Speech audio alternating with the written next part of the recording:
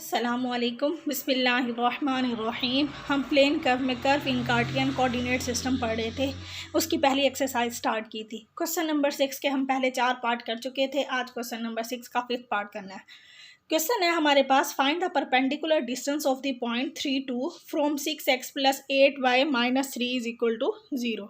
हमने इस पॉइंट का इस लाइन से परपेंडिकुलर डिस्टेंस फाइंड करना है। Also showing whether the point 3 2 lies on the same side of the line as the origin। अब हमने देखना है कि ये पॉइंट और जो ओरिजिन है वो एक लाइन के सेम साइड पे हैं या वो ऑपोजिट साइड पे है। अगर सपोज ये एक लाइन है तो हम देखेंगे जैसे अब 3 2 इस साइड पे है तो ओरिजिन भी इस साइड पे है या नहीं, या जिस साइड पे ओरिजिन है उसी साइड पे हमारे पास ये पॉइंट है, या इन दोनों की जो पॉइंट जो है वो opposite side of the line पे है। अब हम इसका पहला पार्ट करते हैं। फर्स्ट पार्ट हमारे पास है परपेंडिकुलर डिस्टेंस निकालना हमने इस पॉइंट का इस लाइन से। तो हमारे पास परपेंडिकुलर डिस्टेंस निकालने का फार्मूला ये होता है ax + by + c divided by √a² + b²। तो अब हम ABC हम लाइन की इक्वेशन से निकालेंगे। हमारे पास लाइन की इक्वेशन है 6x + 8y - 3। तो a की वैल्यू हमारे पास होती है 6, a की वैल्यू 6 है, b की वैल्यू हमारे पास 8 है, c हमारे पास -3 है। अब हम इसमें पुट कर देते हैं d हमारे पास, x y हमारे पास है 3 2। तो हमारे पास a की वैल्यू है 6, x है हमारे पास 3, तो ये 6 3 हो जाएंगे। b हमारे पास है 8 और y हमारे पास है 2 और c की वैल्यू है -3। और यहाँ पे a का स्क्वायर 6 का स्क्वायर हो जाएगा, b का स्क्वायर हो जाएगा 8 का स्क्वायर। तो हमारे पास ये जो डिस्टेंस ऊपर वाला आ जाएगा हमने मोड में लेना है, क्योंकि अगर नेगेटिव भी होगा तो हम इसको पॉजिटिव कर देते हैं। तो d हमारे पास आ जाएगा 6 3 = 18, 8 2 = 16 -3 ओवर 6 का स्क्वायर 36 + 64 हमारे पास हो जाएगा 100। तो ये हमारे पास बन रहा है 18 और 16 34 में से 3 निकाल लेंगे तो 31 डिवाइडेड बाय 10 आ रहा है। तो ये आ जाएगा 3.1। ये हमने परपेंडिकुलर डिस्टेंस निकाल लिया। अब हमने शो करना है सेकंड पार्ट। हमने देखना है कि ये दोनों पॉइंट एक लाइन के सेम साइड पे हैं या ऑपोजिट साइड पे हैं। अब हमारे पास लाइन जो है वो है 6x + 8y - 3 = 0 और दो पॉइंट्स है हमारे पास, एक है ओरिजिन और सेकंड है हमारे पास 3 2। पहले हम इसमें ओरिजिन पुट करते हैं। हमारे पास है ओरिजिन, हमने चेक करना है 0 0। अब हम 6 × 0 + 8 × 0 - 3, तो ये आ रहा है -3, वो हमारे पास आ रहा है <0। अब हम इसमें 3 2 पुट करते हैं इस लाइन में, तो हमारे पास आ जाएगा 6 × 3 8 × 2 -3, तो ये हमारे पास आ रहा है 18 + 16 हमारे पास हो गया 34 में से 3 निकाल लेंगे तो 31। ये हमारे पास आ रहा है <0। अगर दोनों पॉइंट पुट करने से इनके साइन हमारे पास सेम आ रहे होते तो हम कहते हैं ये दोनों पॉइंट जो है वो हमारे पास सेम साइड पे हैं। तो हमारे पास ये जो दोनों पॉइंट है वो सेम साइड पे नहीं है, तो हम क्या कहेंगे, it means that origin lies below. अच्छा, और जब <0 होता है इसका मतलब होता है ओरिजिन जो होगा वो इस लाइन के नीचे होगा 0 0, और ये <0 आ रहा है, इसका मतलब है 3 2 जो है वो लाइन के ऊपर होगा। अगर हम कोई पॉइंट किसी लाइन में पुट करते हैं तो हमारे पास अगर वो लेसन आ जाता है 0, इसका मतलब होता है वो पॉइंट जो होगा वो लाइन के नीचे होगा। और अब ये पुट करने से 3 2 पुट करने से <0 आ रहा है, इसका मतलब है ये जो पॉइंट है वो लाइन के ऊपर है। तो इसका मतलब है ये जो दोनों पॉइंट है वो ऑपोजिट साइड पर है। तो हमने यहाँ से वो क्या निकाला, 3 hence the point 3 2 and origin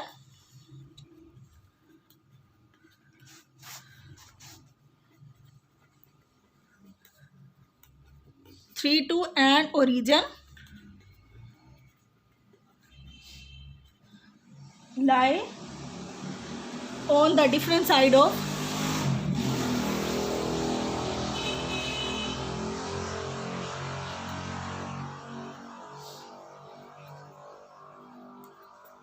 of the line।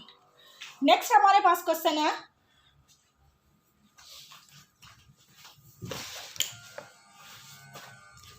हमारे पास दो सर्कल दिए हैं। क्वेश्चन नंबर 7 है, लेट S1 = 0 S2 = 0। इसका क्वेश्चन नंबर 7 हम करते हैं, लेट S1 = 0 S2 = 0। ये हमारे पास दो सर्कल की इक्वेशन है। सच दैट अब S1 जो हमारे पास है वो है X square plus Y square plus 2g1 x 2f1y plus c1 is equal to 0। ये S1 की वैल्यू है और ये S2 हमारे पास है x का स्क्वायर y का square 2g2x 2f2y plus c2। तो S1 भी 0 है, S2 भी 0 है, यानी कि ये सर्कल की इक्वेशन है। हमारे पास दो सर्कल की इक्वेशंस हैं।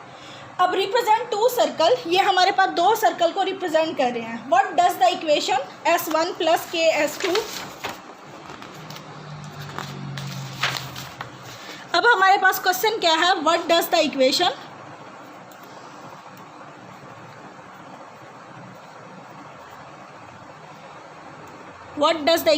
S1 plus K S2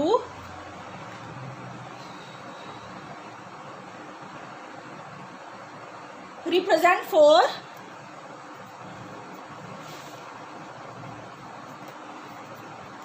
first part है इसका फॉर एनी के, यानी कि के की कोई भी वैल्यू हो तब ये इक्वेशन क्या रिप्रेजेंट करेगी, फॉर एनी के। और सेकेंड पार्ट इसका वह है कि जब के की वैल्यू हमारे पास होगी -1। अब हम फाइंड, हमारे पास सर्कल की इक्वेशन जो दो हैं, हमारे पास सॉल्यूशन हम लेते हैं। ये हमारे पास दो सर्कल हैं। S1 है हमारे पास x का स्क्वायर y का square 2g1x 2f1y plus c1। S2 हमारे पास है x2 square y2 square 2g2x 2f2y plus c2। एक बात आपको बता दूं, ये सर्कल की इक्वेशन क्यों है। सर्कल की इक्वेशन की हमारे पास पहचान ये होती है कि एक्स स्क्वायर और वाई स्क्वायर के कोफिशिएंट हमारे पास सेम होते हैं। जैसे इस इक्वेशन में 1 1 1 है, लेकिन अगर 5 भी मल्टीप्लाई हो रहा है या 6 भी मल्टीप्लाई हो रहा हो तो दोनों के साथ सेम ही कोफिशिएंट मल्टीप्लाई हो रहा हो तो वो सर्कल की इक्वेशन होगी। दूसरी इसकी पहचान ये है कि इसमें कोई भी प्रोडक्ट नहीं होगा एक्स और वाई का, यानी एक्स वाली टर्म अलग होगी, वाई वाली टर्म अलग होगी, कोई भी प्रोडक्ट टर्म नहीं होगी एक्स और वाई की। तो इसकी दो इक्वेशन की, सर्कल की इक्वेशन के दो हमारे पास वो होती हैं कि एक्स स्क्वायर और वाई स्क्वायर का कोफिशिएंट सेम होना चाहिए और कोई भी प्रोडक्ट टर्म्स नहीं होनी चाहिए एक्स और वाई की। अब हम देखते हैं कि ये वाली इक्वेशन क्या बनती है, S1 प्लस के S2 इज इक्वल टू 0।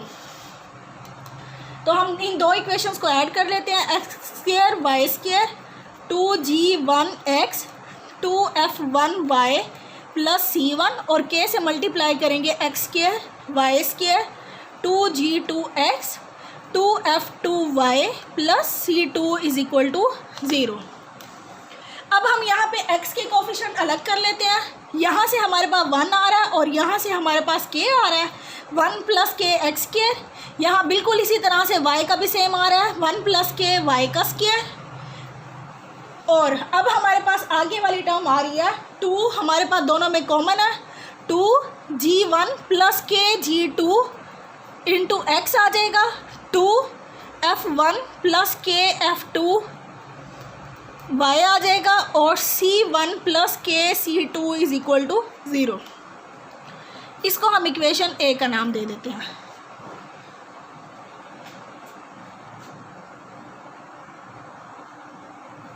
अब हम इस इक्वेशन को अगर डिवाइड कर दें 1 प्लस के से तो हमारे पास इक्वेशन क्या बनेगी, X square Y square 2g1 plus K g2 x over 1 plus के 2f1 प्लस के f2 y ओवर 1 प्लस के c1 प्लस के c2 ओवर 1 प्लस के इज इक्वल टू 0। अब ये हमारे पास इक्वेशन बनी है। अगर हम k की वैल्यू कोई भी जनरल लेते हैं तो ये जो इक्वेशन है हमारे पास, ये एक सर्कल की इक्वेशन ही बनी है, क्योंकि एक्स स्क्वायर और वाई स्क्वायर का कोफिशिएंट हमारे पास सेम था, कोई भी प्रोडक्ट टर्म हमारे पास नहीं आ रही। हमारे पास जो जनरल इक्वेशन होती है सर्कल की वो होती है X square Y square plus 2gx plus 2fy plus c is equal to 0। अगर हम इन दो इक्वेशंस को कंपेयर करें तो ये हमारे पास यही फॉर्म ही है। तो k की कोई भी वैल्यू अगर होगी तो ये जो इक्वेशन होगी हमारे पास सर्कल की इक्वेशन को ही शो करेगी। अब हम k की वैल्यू ले लेते हैं -1। अच्छा हाँ, और अब इसकी फॉर्म वही बन रही है। अब यहाँ देखें, यहाँ अगर मैं इस इक्वेशन को देखूँ, इन दो इक्वेशंस को देखें, ये S1 की देखें और S2 को देखें, और S1 के ही सर्कल की G1 और G2 को ऐड करके ये वाली टर्म्स आई हुई हैं इसकी GF और ये वाली। तो इसका मतलब है ये जो सर्कल बन रहा है ये इनका जो सेंटर होगा वो भी सेम स्ट्रेट लाइन के ऊपर ही होगा जिसके ऊपर S1 और S2 का है। यानी अगर सपोज हमारे पास एक लाइन है, ये S1 है और सपोज S2 है, तो ये जो हमारे पास इक्वेशन बन रही है सर्कल की ये भी इसी लाइन के ऊपर ही होगी और उसका सेंटर इसी लाइन के ऊपर ही होगा। तो ऐसे सर्कल जिनके सेंटर जो होते हैं वो सेम स्ट्रेट लाइन पर होते हैं उनको हम कोएक्सियल सर्कल भी कहते हैं। तो इसका मतलब है कि हम यहाँ पे कोई भी वैल्यू पुट करें तो ये हमारे पास सर्कल ही बनेगा और कोएक्सियल सर्कल बनेगा क्योंकि इसका सर्कल भी उसी लाइन के ऊपर ही होगा। क्योंकि अब यहाँ अगर हम देखें तो ये वही वैल्यू है G1 प्लस G2 जो है ये वही वैल्यूज़ यहाँ सिर्फ मल्टीप्लाई करके आई हैं। तो इसकी वजह से इसकी वो नहीं चेंज होगी, लाइन चेंज नहीं होगी, इसका सेंटर उसी लाइन के ऊपर ही होगा। अब हम इसमें पुट करते हैं k की वैल्यू -1। k की वैल्यू -1 हम पुट कर देते हैं इन इक्वेशन ए में। इक्वेशन ए में अगर मैं k की वैल्यू पुट कर दूँ तो हमारे पास ये वाली टर्म 0 हो जाएगी, ये वाली टर्म भी 0 हो जाएगी। यहाँ हमारे पास आ जाएगा 2G1 - G2 x 2F1 - F2y C1 - C2 = 0। तो ये हमारे पास इक्वेशन बन गई है रेडिकल एक्सिस की, which is the equation of the radical axis.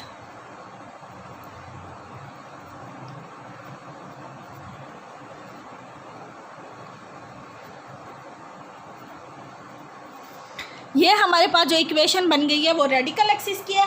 Radical axis हमारे पास क्या होता है, radical axis of two circles is perpendicular to the line joining the circle. अब अगर सपोज हमारे पास एक लाइन है ये दो सर्कल को ज्वाइन कर रही है, अब ये जो रेडिकल एक्सिस होगा वो हमारे पास क्या होगी, एक लाइन होगी परपेंडिकुलर है उस लाइन के ऊपर जो इन दो सर्कल को ज्वाइन कर रही है। तो रेडिकल एक्सिस हमारे पास क्या होगी, ये वाली लाइन होगी। ये रेडिकल एक्सिस है, ये उस लाइन पे परपेंडिकुलर है जो दो सर्कल या जितने भी सर्कल को ज्वाइन कर रही होगी, या ये इन दो सर्कल को मिलाने वाली लाइन हमारे पास ये है। इस लाइन पे परपेंडिकुलर जो लाइन होगी उसको हम क्या कहते हैं, रेडिकल एक्सिस होती है। इसकी डेफिनेशन मैं आपको लिखवा देती हूँ। Radical axis of two circle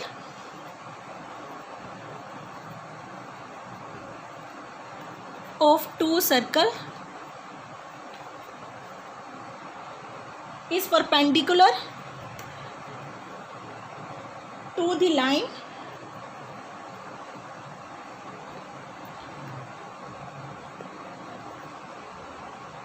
joining two circle, joining the center।